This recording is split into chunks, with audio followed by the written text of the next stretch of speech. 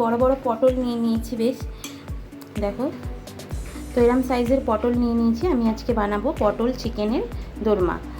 তো রেসিপিটা দেখতে থাকো, কেমন লাগলো অতি অবশ্যই কিন্তু জানাও। সেখানে আমি পটলের দোরমার ভেতরে পুর দেওয়ার জন্য আমি চিকেনটাকে ছোট ছোট করে কেটে নিয়েছি।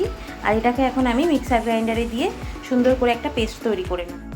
তো দেখো ফ্রেন্ডস, এখানে আমি কিছু পটল এই যে দেখো এরমভাবে ছুলে নিয়েছি। আর এরমভাবে কিন্তু আমি মুখটাকে ফাটিয়ে এর ভেতরের অংশগুলো সব বার করে নিয়েছি।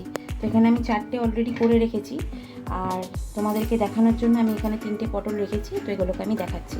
তো দেখো, এটাকে প্রথমে এইভাবে আমি ছুলে নেব।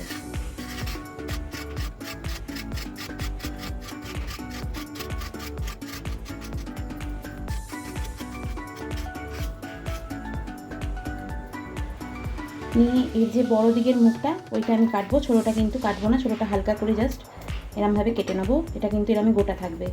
এই মুখটা কাটবো, কেটে এরকম একটা স্পুন দিয়ে খুব সাবধানে ভিতর থেকে কিন্তু বীজগুলো বার করে নিতে হবে। কারণ পটলের গা কিন্তু ফেটে গেলে সমস্ত পুরটাই কিন্তু বেরিয়ে যাবে। তো সেই কিন্তু তোমরা এরমভাবে দানাগুলো বার করে নেবে। চামচটাকে আমরা দিয়ে দিই।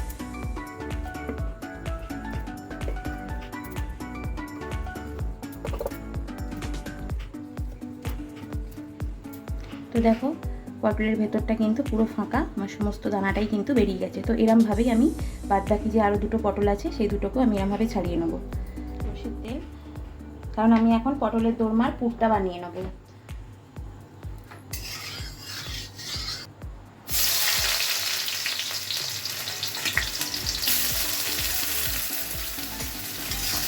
তো দেখো ফ্রেন্ডস, এর মধ্যে দিয়ে দিচ্ছি কুচিয়ে রাখা লঙ্কা। তোমরা যে যেমন ঝাল পছন্দ করো সেরকমভাবে দিয়ে নেবে। দিয়ে দেবো কুচনো টমেটো,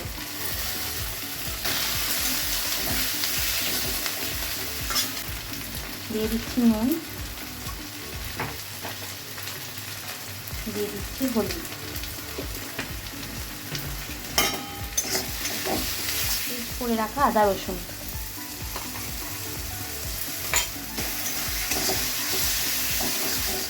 আর দেখো এখানে চিকেনটাকে আমি গ্রাইন্ডারে বেশ ভালো করে পেস্ট করে নিয়েছি। তো এটাকে এখন এটার মধ্যে দিয়ে দেবো।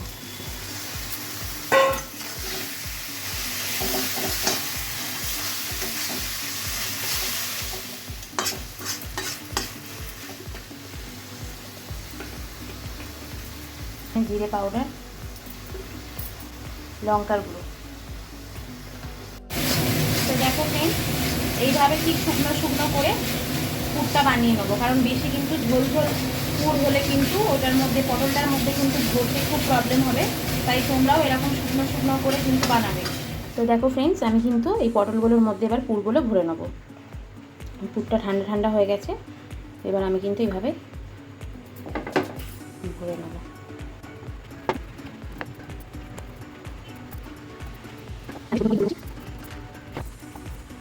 তো দেখো পুরো কিন্তু ভর্তি করেই আমি চিকেনের পুরটা ভরে নিয়েছি। তো এইভাবেই কিন্তু তোমরাও ভরে নেবে। তো দেখো ফ্রেন্ডস, এখানে কিন্তু আমি প্রত্যেকটা পটলকেই পুর ভরে নিয়েছি। তো এবারে আমি এটাকে ফ্রাই করে নেব। তো দেখো ফ্রেন্ডস, এখানে আমি তেলটার মধ্যে অল্প হলুদ দিয়ে দিলাম, কম হয়ে যাবে। তো একে একে আমি এরকমভাবে পটলগুলো দিয়ে দেবো।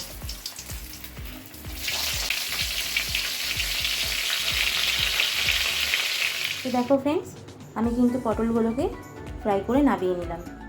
দেখো ফ্রেন্ডস, যে তেলটার মধ্যে আমি পটলগুলো ভেজেছিলাম, তো সেই তেলটার মধ্যেই এখন আমি দিয়ে দিচ্ছি একটু গোটা জিরে আর এলাচ, দারচিনি আর লবঙ্গ। আর দিয়ে দিচ্ছি কুচিয়ে রাখা টমেটো। আর দেখো ফ্রেন্ডস, এখানে আমি কিছু মশলা করে নিয়েছি, যেটা হচ্ছে আদা, রসুন আর পেঁয়াজ আর 2টো লঙ্কা পেস্ট করে নিয়েছি। তো এই পেস্টটাও এখন এর মধ্যে দিয়ে দেবো।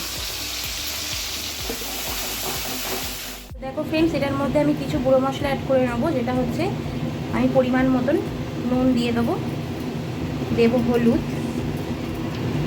দেবো ধনিয়া পাউডার আর দেবো জিরের গুঁড়ো, মিশিয়ে নেবো।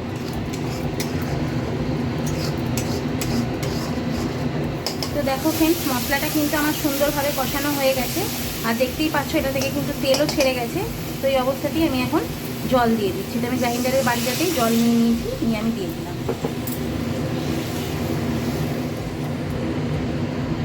তো দেখো ফ্রেন্ডস, ঝোলটা কিন্তু আমার খুব সুন্দর করে ফুটে গেছে। এটার মধ্যে এখন আমি একে একে এই পটলগুলো এখানে দিয়ে দেবো। পুর ভরে রাখা পটল ফ্রাই করে রাখা, সেগুলো আমি এখানে ছেড়ে দেবো। এইভাবে আমি প্রত্যেকটা পটলই দিই। দেখো ফ্রেন্ডস, আমার কিন্তু পটলের দোলমা, চিকেন দিয়ে পটলের দোলমা কিন্তু একদম রেডি। তো তোমাদের রেসিপিটা কেমন লাগলো অতি অবশ্যই কিন্তু আমাকে কমেন্টস করে জানিও। আর বাড়িতে তোমরা ঠিক এইভাবেই ট্রাই করো, আর দেখো কেমন হয় সেটাও কিন্তু আমাকে কমেন্টস করে অতি অবশ্যই জানিও। আর লাইক করো, শেয়ার করো, আর চ্যানেলটাকে এখনও অবধি যারা সাবস্ক্রাইব করোনি তারা কিন্তু প্লিজ সাবস্ক্রাইব করে নিও। Thank you.